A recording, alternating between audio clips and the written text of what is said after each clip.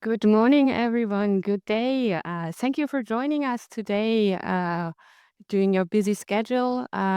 Today, I will talk about the different polarizer types, the technical trade-offs, and the goal is to make it easier for you to find the ideal match for your application. Briefly about myself. My name is Friederike Maschek. I'm the head of marketing and sales here at codixx. And if you have any technical questions or commercial questions after the session, please, you can find my contact info here on this slide. Feel free to reach out via email or phone.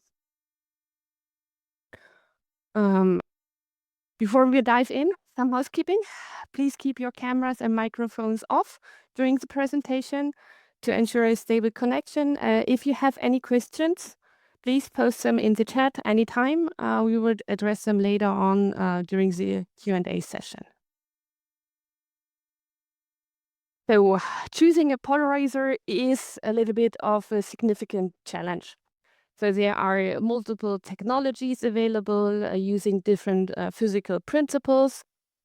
And there is not really one size fits all type. It's always in critical trade-off, in performance, flexibility, or even just simply system integration. And it's important to know what's out there and what are the relevant criteria to check. So there are basically 6 relevant technologies which cover almost all applications, from consumer optics to high-power laser systems. We have the dichroic film, we have the prism type, like Glenn Thompson, Glenn laser, etc. We have polarizing beam splitters, or short just PBS. We have wire grid polarizers. We have thin film polarizers, usually just shortened as TFP. And we have the ColorPol, which is a dichroic glass polarizer. And the question is not which of these polarizer types is the best, it's which one fits your system and expectations the best. So as I said, the application basically defines the technology. It's central for this guide that it's the application that defines the technology. Whether you're working in imaging or sensors, you're more likely to choose a film or a color polarizer. If you're working with high power lasers, TFPs or prisms are usually the way to go for really broadband systems, via grid or prism polarizers. For the extreme wavelength ranges like long wave infrared or deep UV, wire grid and prism polarizers usually are best. For lab or maximum performance, prism or ColorPol, or if you have a really teeny tiny systems where you need a polarizer inside, the ColorPol polarizers are usually a good way to go. So, but these are always the different polarizer types. So what you need to do first, you need to know your application. There are some key parameters. Usually it's not just one or two that are relevant to your system, but how all of them interact. And it's especially important to know where there are certain trade-offs. You have, for example, the extinction ratio, the acceptance angle, wavefront quality, spectral bandwidth, laser damage threshold, and transmission. But it's not just about the optics, it's also about the environment. Do you need something with really high heat resistance? Do you have certain requirements for handling, chemical cleaning, etc.?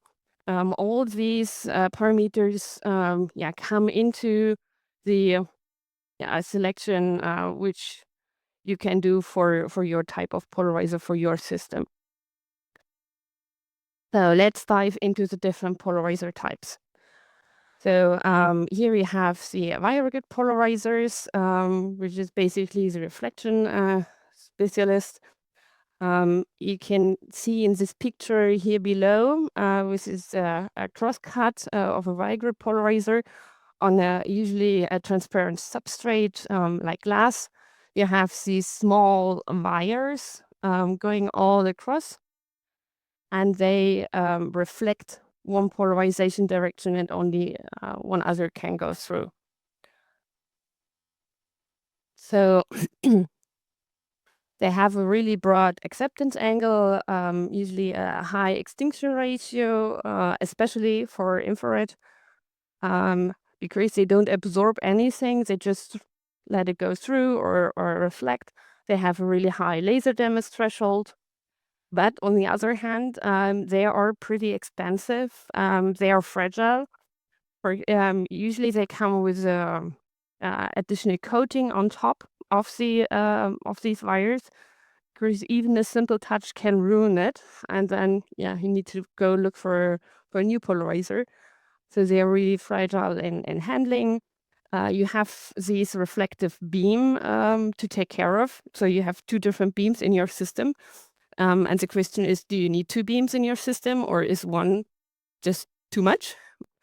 And in the visible and UV range, they usually have a lower extinction ratio than comparative polarizer types.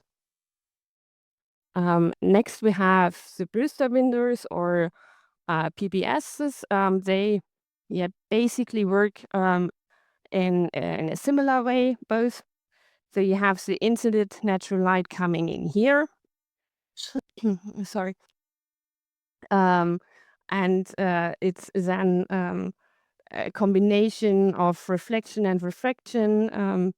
Here the reflected S polarization, and then it's partially polarized light of the P polarization going through. Usually we have the combination for the Brewster angle of air to glass, which is at 55 degrees. So quite a lot of tilt. And the Brewster windows, horizon beam splitters, basically works the same. You have this big cube. In the middle, you have a multi-layer coating, and you have the incident light coming in. The S polarization is reflected, and the P polarization can go through.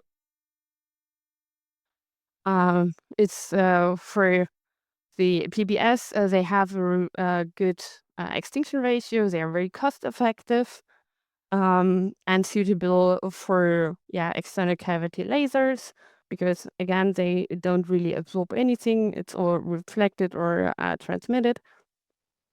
They are pretty bulky. They are a little bit more on the expensive side. They have this fixed angle of incident because they only work in a certain angle, and anything else, the polarizer doesn't work anymore. Then we have the Glenn-Taylor prism, where you again have the incident light coming in here, and then you have the ordinary ray, or the extraordinary ray, partially reflected here. This at the air gap, and only the E ray can go through. They do have a really high extinction ratio. They're again suitable for high power lasers, but they are bulky, as they have this fixed acceptance angle. Again, you have two beams to take care of in your systems. And also, it's a crystal. It needs to be grown. It needs to be perfect. So they are also usually more on, come with a higher price tag. Then we have the dichroic film. It's a polyvinyl alcohol sheet, or for PFA, which is dyed with iodine and stretch to get the polarization. I think this is the most common type of polarizer because they are used in displays everywhere around us. They are the go-to product for mass production and low-cost applications. You have the unpolarized light coming in, and then you have the linear polarizer here, and only one polarized axis can go through. Everything else will be absorbed. And the absorption is also, a little bit of a critical point here, why they are cheap, suitable for mass production, and the contrast in the visible range is not so bad because they're absorptive. They have a relatively short lifetime. They can have degradation due to UV radiation. They have lower resistability in terms of temperature, and because they are mostly used for these display applications, which work in the visible range. There are the low-cost versions are only available for the visible range. If you need it for UV or infrared, then the prices go up again. Then we have another dichroic type, the color pool glass polarizer, which is our unique technology, where we use the silver nanoparticles inside the glass. They are on both sides of the glass. They otherwise work basically the same as the dichroic film polarizer. It's absorptive, but because it's these nanoparticles in glass, it's a high temperature and chemical resistant because the particles are completely embedded. Whatever doesn't hurt the glass won't hurt the polarizer. And we can customize the wavelength ranges, extinction ratio, etc. So now that you know what different types of polarizers are out there, it's a little bit of a bigger table for comparison of the major polarizer types. On the side here, you have the contrast or extinction ratio, transmission, bandwidth, wavelength range, environmental stability, laser damage threshold, angle of incidence, handling thickness, and cost. And then I've made it for the dichroic film or sheet polarizer, glass type, wire grid, prism, thin films, PBS, and Bruce angles. And I've highlighted all these really, really good ones for the specific range. For example, the Catapult and Prism are really, really good in terms of extinction ratios. But if you're looking for really high transmission, you might be more inclined to go for a thin film polarizer. If you need a really wide bandwidth, here we have the wire grid polarizer. So you can see over all of this, every polarizer has their advantages. They have also their disadvantages. So the selection logic is more like, what does your application really need? Do you need a maximum extinction ratio? Go for a prism. Do you have a high laser power? Go for a TFP. Do you need absolutely low cost? Go for a film polarizer. If you're looking more for a compact, stable, or flexible polarizer type customized for your system, look for the color port. So it's really, you need to choose the best for your system. If you're not sure what's the right polarizer type for you, let's discuss your applications. That's what we are here for. If you have any questions regarding the polarizer types and what to go for, we don't just sell color polarizers. We will also tell you if another polarizer type will be more suitable for your system, and show you where to go. A little bit of a final note about codixx. So we've been founded in 1998. We are located in Germany. We have purely German manufacturing. We are mainly in the polarizer business for highly customized polarizers for UV, visible, and infrared range. We make single pieces. We make large orders. We are ISO certified according to the DIN ISO 9001. Read, ROSE, PUPS, etc. Yeah. If you need any more information, feel free to reach out to us or check out our website. Otherwise, thank you for your attention. I'd like now to open the floor for your questions. I see there is a question.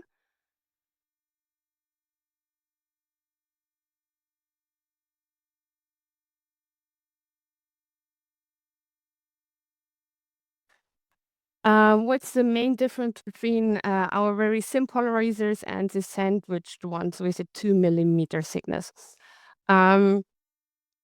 The very thin ones, we usually call it the raw polarizer, has a little bit of higher beam deviation and wavefront distortion. The sandwiched ones will be laminated, grind, and polished in the end. We can't do that with our thin polarizers because we would simply grind and polish away our polarizing silver nanoparticles. So that's the main difference why some customers choose to go with the laminated, ground, and polished version. We do have a little bit of workaround if it's too thick, but still the performance is necessary. We can check out if we can make something customized for you. But yeah, that's the main difference. Are there any other questions? All right, while you still can think of questions, for our next webinar next month, I will talk about pattern polarizers and what can they do to simplify your system. I'll do that webinar on May 13th, same time as always, 10 o'clock. And otherwise, here is the outlook for the rest of the year. So you can see we are already full schedule up, covering topics from the polarization, access accuracy, to life science applications, designing for harsh conditions. So please stay tuned, join us.